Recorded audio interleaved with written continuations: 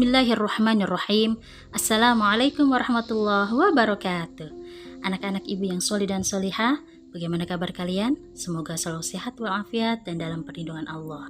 Amin. Sebelum kita mulai belajar, mari kita membaca doa sebelum belajar. Bismillahirrahmanirrahim. Raditu billahi rabba wa bil islami dina wa bi muhammadin nabiyya wa rasula. Rabbi zidni ilman warzuqni fahman. Amin. Anak-anak, hari ini kita akan mempelajari pelajaran 5, Rasul Allah idolaku. Kalian dengarkan dan perhatikan baik-baik ya. Oke, tujuan pembelajaran kita hari ini yang pertama, memahami kisah keteladanan Nabi Daud alaihi salam. 2. Memahami kisah keteladanan Nabi Ilyas alaihi salam. 3. Memahami kisah keteladanan Nabi Ilyas alaihi salam. 4. Memahami kisah keteladanan Nabi Sulaiman alaihi salam. Dan yang kelima, memahami kisah keteladanan Nabi Muhammad sallallahu alaihi wasallam. Anak-anak, ada 25 nabi dan rasul yang wajib kita ketahui. Supaya mudah hafal, kita nyanyikan dengan nada lagu balonku ya. Adam, Idris, Nuh, dan Hud, Soleh, Ibrahim, dan Lut, Ismail, Ishak, Yakub, Yusuf, Ayub, dan Syuaib, Musa, Harun, Zulkifli, Daud, Sulaiman, Ilyas, Ilyasa, Yunus, Zakaria, Yahya, Isa, dan terakhir Muhammad sallallahu alaihi wasallam.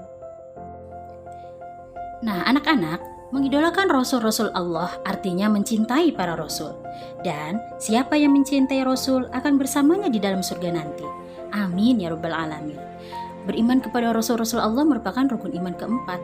Setiap muslim atau muslimah wajib membenarkan semua rasul dengan sifat-sifat, kelebihan, dan keistimewaannya masing-masing. Selanjutnya, pembahasan kita yang pertama yaitu kisah keteladanan Nabi Daud alaihi salam. Nabi Daud adalah seorang nabi dari Bani Israel. Ia merupakan keturunan ke-13 dari Nabi Ibrahim alaihi salam. Nabi Daud hidup pada masa Raja Tolut yang beriman. Saat terjadi peperangan dengan Raja Jalut yang kejam, Nabi Daud atas izin Allah berhasil mengalahkan dan membunuh Raja Jalut yang kejam tersebut hanya dengan menggunakan ketapelnya. Kalian bisa lihat dari gambar ilustrasinya ya. Selanjutnya, mukjizat Nabi Daud alaihi salam. Yang pertama, menerima kitab Zabur. Yang kedua, Nabi Daud mampu memahami bahasa burung. Yang ketiga, Nabi Daud juga mampu melunakkan besi hanya dengan tangan kosongnya untuk membuat baju perang. Serta mukjizat yang keempat yaitu Nabi Daud terkenal dengan suaranya yang sangat merdu. Yang bisa kita teladani dari Nabi Daud yaitu yang pertama, gemar bertasbih kepada Allah Subhanahu wa taala sehingga setiap pagi dan senja gunung-gunung bahkan para binatang pun ikut mengikuti tasbihnya Nabi Daud. Yang kedua, beliau kuat sekali dalam beribadah terutama sholat malam. Serta yang ketiga, Nabi Daud pun gemar berpuasa dan beramal soleh.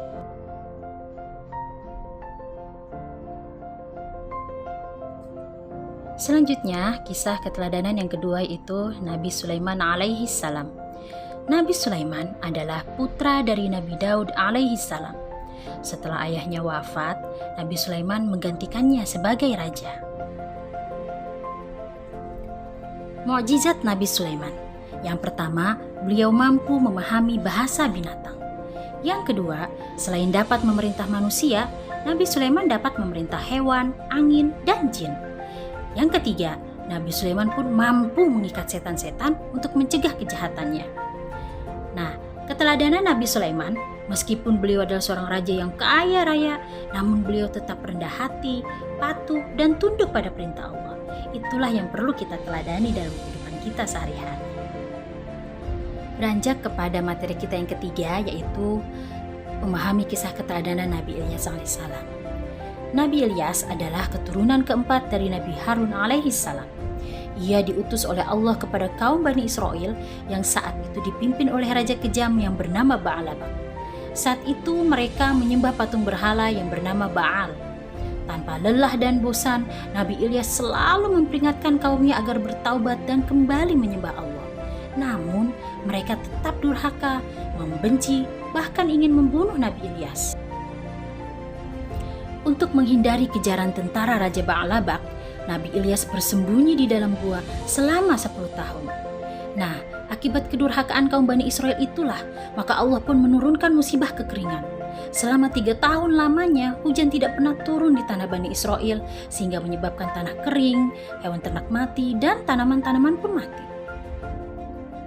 Akhirnya, mereka pun sadar dan memohon didoakan oleh Nabi Ilyas. Hujan pun turun dan tanah kembali subur. Namun, beberapa waktu kemudian, mereka kembali durhaka kepada Allah. Hingga akhirnya Allah pun murka dan menurunkan gempa bumi dahsyat yang mematikan mereka semua.